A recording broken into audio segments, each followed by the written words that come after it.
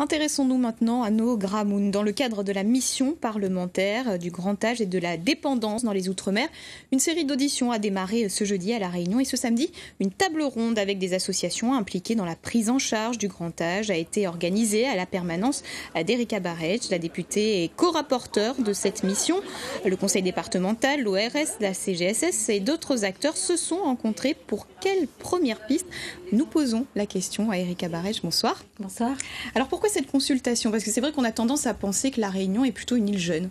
Elle est jeune, sauf que sur les 20-30 prochaines années, on va assister à une mutation juste exceptionnelle. Aucun département de France ne va vivre ça et n'a vécu ça, c'est-à-dire qu'on va avoir un doublement des personnes âgées de plus de 60 ans et on va passer de 4 à 13% des personnes de plus de 75 ans. Et le troisième phénomène, c'est qu'on va avoir autant de moins de 20 ans que de plus de 60 ans. Donc vous voyez, on va transformer la société réunionnaise en 10-20 ans. On va plutôt inverser la tendance. C'est vrai qu'aujourd'hui, on construit des écoles, on construit des crèches, mais pas forcément des maisons de retraite. Et oui, et c'est bien le gros problème, c'est qu'on a l'impression que la société réunionnaise est dans ce déni de la mutation démographique. Et donc, on n'est pas préparé. Et sur le terrain, en vérité, on a deux choses. On a des acteurs qui ont plein d'idées, mais c'est un peu éparpillé. Est-ce qu'on ne se dit pas qu'on a le temps, finalement? On se dit qu'on a le temps, mais en vérité, les personnes âgées aujourd'hui vivent et vieillissent mal parce qu'elles ont une santé, une très mauvaise santé, une dépendance lourde, elles sont pauvres et on veut absolument les maintenir à domicile. C'est impossible parce que quand vous êtes malade d'Alzheimer, ce n'est plus la vieillesse, c'est la maladie. Et les aidants sont en grande souffrance. Donc on est dans une situation très dégradée. Des aidants, c'est vrai qu'aujourd'hui on est moins dans le schéma traditionnel, oui, où les personnes âgées sont chez leurs enfants ou chez... Alors nous, ce qu'on dit, c'est qu'on a un modèle qui est réunionnais, culturel, etc. C'est bien de se dire j'habite chez moi.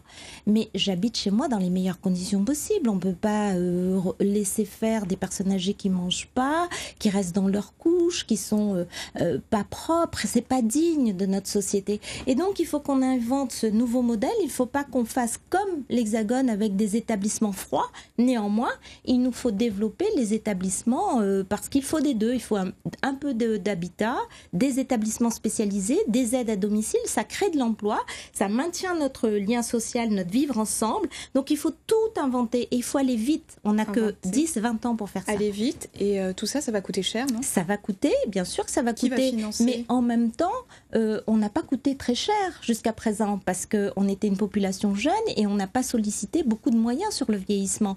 Donc tout ce qu'on a mis sur le national, nous on demandera un peu plus parce que c'est exceptionnel encore le mouvement démographique et puis on se doit de veiller à la dignité de nos papas et de nos mamans qui vieillissent. Et quelles sont les premières pistes justement? Quelles sont les remontées des acteurs que vous avez pu rencontrer? Alors nous, on a le premier champ, c'est développer de l'aide, de l'établissement spécialisé surtout pour les maladies neurodégénératives, maladie d'Alzheimer par exemple. Ensuite, vivre à domicile, c'est un parcours de vie. À partir de 60 ans, on peut avoir un parcours de vie, changer la maison dans laquelle on est trop grande pour peut-être une résidence collective. Donc, on a des pistes sur des nouveaux modes d'habitat.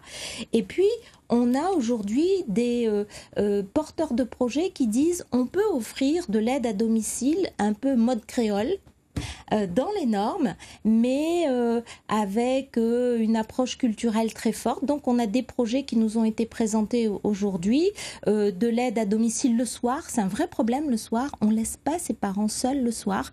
Et on a des formules de, d'accompagnatrice du soir qui est là, qui fait un peu de repas, qui raconte une histoire, qui regarde un peu la télé avec la personne âgée.